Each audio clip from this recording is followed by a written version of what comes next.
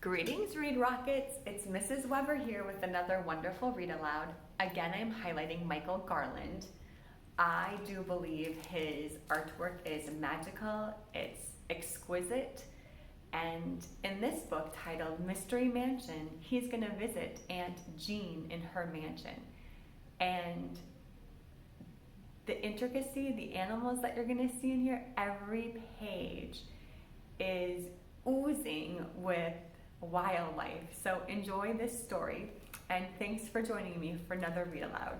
Again, the book is titled Mystery Mansion by Michael Garland. And as you know, I get the books from the library, so this one is quite loved and read well. So enjoy the story. Mystery Mansion.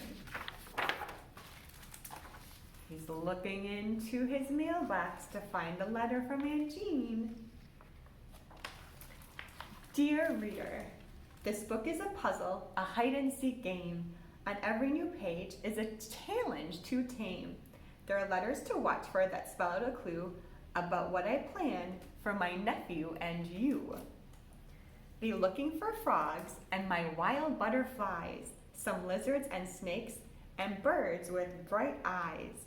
Mice, bats, and fish are everywhere too, and their magic creatures are waiting for you.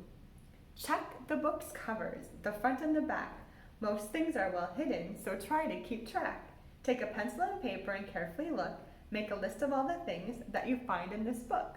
My list's at the end. Take yours and compare. If the two don't agree, there's no need to despair. Look again at these pages, and as you go through, you'll see if you're careful, my numbers are true.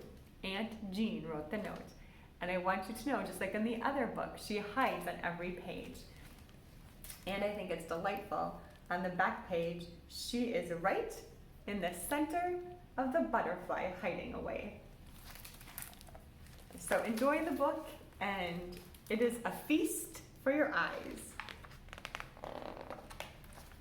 Tommy always liked to check the mail, but today was special. He thought there might be some cards for him among the magazines and bills. A pale yellow envelope caught his eye, so he opened it first. Dear Tommy, I finally returned from an extended vacation with so much to tell my much-loved relation. On the trip I collected my own little zoo. I chose all the creatures especially for you. Come for a visit, yip yippee yahoo! I can't wait to see you, my favorite nephew, Aunt Jean. Tommy was so excited when he read his aunt's note that he didn't notice any of the animals around him, but you can see them, can't you? And there's Aunt Jean spying him in the tree, and the bats and the birds. Oh, and the snake. It is a glorious read. Aunt Jean's mansion was only a few blocks away. When he reached the front gates and peered through them, Tommy thought to himself that the house looked different from the last time he had seen it. The sound of something slithering through the grass distracted him, but then he noticed a note stuck to the gate. Early or late, it's all the same. It makes no difference. I'm glad that you've came. Open the gate, come up to the house. I am the cheese. You are the mouse. Here she is peering from behind the post. And as you can see, the salamanders, animals on the gates. If Tommy hadn't been in such a hurry to find his aunt, he might have noticed all the bats and birds, butterflies, lizards, snakes, and mice, frogs, and fish that were right nearby. Keep your eyes open. There are creatures hiding everywhere in this book. How many can you count? To me, it's better than visiting a zoo to be able to just keep looking at this book again and again and counting the creatures. Which ones are your favorite? Again, look at Aunt Jean peering through the window. If you look on the rug, it's just exquisitely made. To me, it's so royal with the colors. The birds, the fish, and look at the grand staircase. Some people might have been frightened by the odd old house with its crazy towers and dark windows that seemed to watch for the uninvited. But Tommy wasn't the least bit scared. He knew the mansion was just a little different, and the same way his Aunt Jean was. Well, just a little different. When he reached the giant front door, he found another note. Don't bother knocking, just come right in. Find the next note and your tour will begin. Look at the slithering snake. And of course, there are creatures on the walls and the wallpaper design.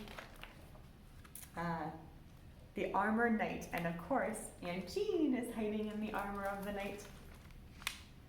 Tommy thought it was a little mysterious that Aunt Jean was nowhere to be found. After all, he had come to see her, and where were the creatures she had mentioned in her first note? Just inside the door, another note dangled from a string. Aha, look at this beautiful mosaic floor. Such a grand entranceway. You don't need me to lead you around. Follow my notes, and what's lost will be found. Explore every corner of my happy home. There's something of interest wherever you roam. One thing to remember as you wander about, the kitchen's forbidden. You have to keep out. What's so special about the kitchen? Tommy wondered, what could be in there? Aunt Jean again. Tommy found another note, tacked to the entrance of the living room. Aunt Jean must have left them everywhere. He thought as he pulled down the note to read it. I'm happy you're here on this special day. Go into the gallery and don't lose your way. Look at the kitty cat. You just imagine putting all these designs, all the time it must have taken him to create this wonderful book. Of course, I love the colors because they're so popping, exciting, vibrant. Tommy gazed at the pictures that covered the walls of the gallery. Then he noticed a beautiful parrot with a note in its beak. Ponder my pictures, I think you'll agree. The more that you look, the more you will see. The parlor is next. If you're finished up here, a challenge awaits you. There's no need to fear. And of course, all the animals in each portrait. To me, Aunt Jean's house is a museum. Tommy took one last look at the paintings and then walked into the parlor. In the center of the empty room, he found a strange stack of objects. The note propped up against them said, the secret you see to winning this game is to write the first letter of each object's name. You'll know why you've come. If you juggle this jumble, try different spellings. Take care not to fumble. When you're finished your task and the answer is found, move along to the greenhouse and look all around. Aunt Jean is always checking on him to make sure he's safe. Oh, look at all the beautiful butterflies. Like I said, I just want to take out my color pencils, crayons, markers, and create some of these beautiful designs, especially some of the butterflies, like 3 on a paper. After he had unscrambled the letters, Tommy felt more excited than ever. He raced down the hall to the greenhouse. There was a net hanging from the doorknob, and inside the net was a note. Tommy read it and then entered the steamy room, which was filled with exotic plants and clouds of butterflies. They're so hard to catch, they like to be free. The trick is to find the one with the key. You'll need the key to unlock the door that leads to the garden. There's more to explore. What a creative mind this Michael Garland is. And the fact that he writes in rhyme as well. Tommy turned the key in the lock and stepped out into the garden. A path bordered by thick bushes led to a fish pond. On the first bush, Tommy spotted a note stuck to a thorn. He carefully pulled it free. The note puzzled him. He looked all around, but since he didn't see anything out of the ordinary, he kept walking. It's time to reflect on this pretty scene. Look up and then down to see what I mean. The reflection in the pond. And of course, Aunt Jean watching over him. As Tommy continued to wander around the peculiar garden, he began to feel a little hungry. Was he ever going to find his Aunt Jean? Just then he saw another note tucked between the leaves in an oddly shaped hedge. Look at the 2 people, the butterflies.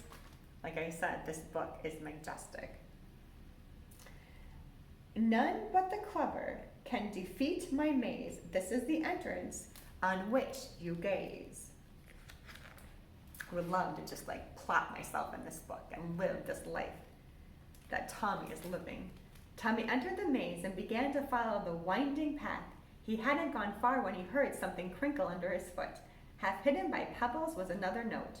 Round and round the way to go. Find the center and Cupid's bow. This is a labyrinth. So remarkable. After many wrong turns, switchbacks, and dead ends, Tommy began to think he would never get to the center of the maze. At last he came to an opening in the hedges and saw the statue of Cupid. It was pushed aside to reveal the entrance to a tunnel. Tommy climbed up on the pedestal to reach the note on Cupid's arrow. It's dark in there, but go down the hole. Follow the tunnel as if you're a mole. Don't be discouraged, you're almost done. A little more work. The surprise will be fun.